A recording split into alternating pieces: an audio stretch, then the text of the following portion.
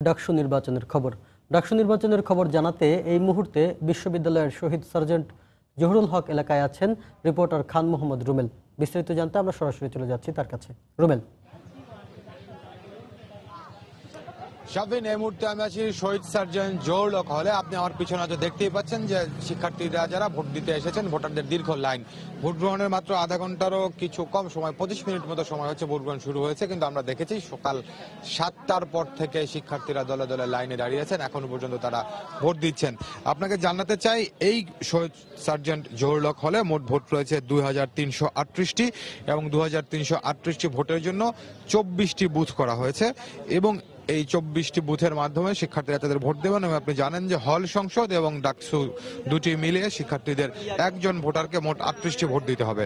তো এখানে যারা ভোট গ্রহণের দায়িত্বে আছেন যেসব শিক্ষকরা, তাদের সঙ্গে আমার কথা হয়েছিল। শিক্ষকরা যেটি বলছেন যে যেই 2500-এর মতো অর্থাৎ 2338টি ভোট, সেই 2338টি ভোটের জন্য যে 24টি বুথ করা হয়েছে, তারা বলছেন যে নির্ধারিত সময়ের মধ্যে শিক্ষার্থীরা ভোট দিতে পারবেন। কোনো সময়ের যে সংকটের কথা বিভিন্ন ছাত্র সংগঠনগুলো বলছিল, সেটি হবে না বলেই শিক্ষকদের আশা।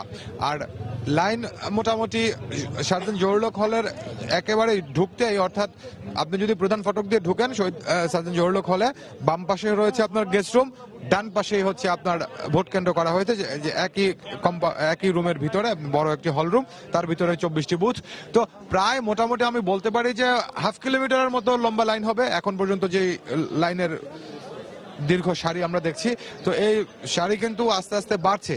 আর এর আগে সকালে আমরা দেখেছিলাম, যখন সকাল 7টার দিকে এই কেন্দ্রে অর্থাৎ এই হলে যেসব শিক্ষকরা ভোট নেওয়ার দায়িত্বে আছেন তারা এসেছেন, তারা এসে প্রত্যেকটি প্রার্থী অর্থাৎ হল সংসদ এবং কেন্দ্রীয় ছাত্র সংসদ ডাকসুর প্রত্যেকটি প্রার্থী এবং কিংবা প্রার্থীর প্রতিনিধিরা তাদের উপস্থিতিতে যে ব্যালট বাক্সগুলো রয়েছে সেগুলো তাদের উপস্থিতিতে এখানে এনেছেন, তাদের সামনে সেগুলো তারা খুলেছেন, খুলে ব্যালট বাক্সগুলো তাদের সবাইকে দেখিয়ে তারপরে সেই ব্যালট বাক্সটি তারা সিলগালা করেছেন।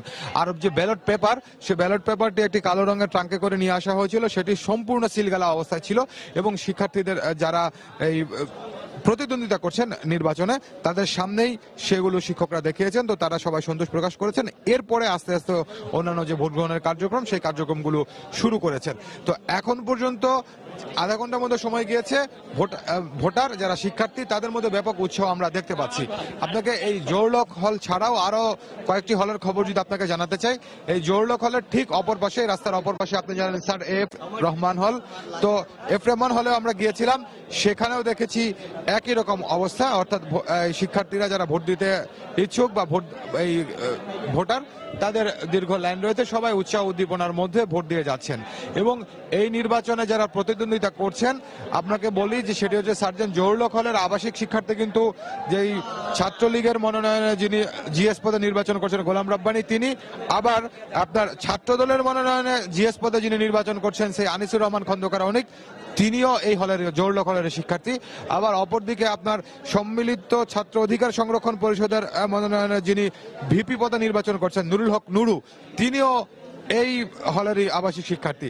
সকালবেলাতে আমরা যখন এসেছিলাম, আমরা কিন্তু দেখেছি তারা তিনজনই উপস্থিত ছিলেন। তাদের উপস্থিতিতেই সেই ভোট গ্রহণের যেই সরঞ্জামগুলো সেইগুলো শিক্ষকরা পরীক্ষা নিরীক্ষা করেছেন এবং ভোট গ্রহণটি শুরু হয়ে গেছে।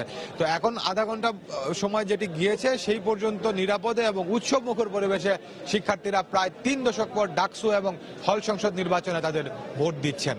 তো এখন পর্যন্ত আমার কাছে এই ছিল সবশেষ তথ্য। শাফিন।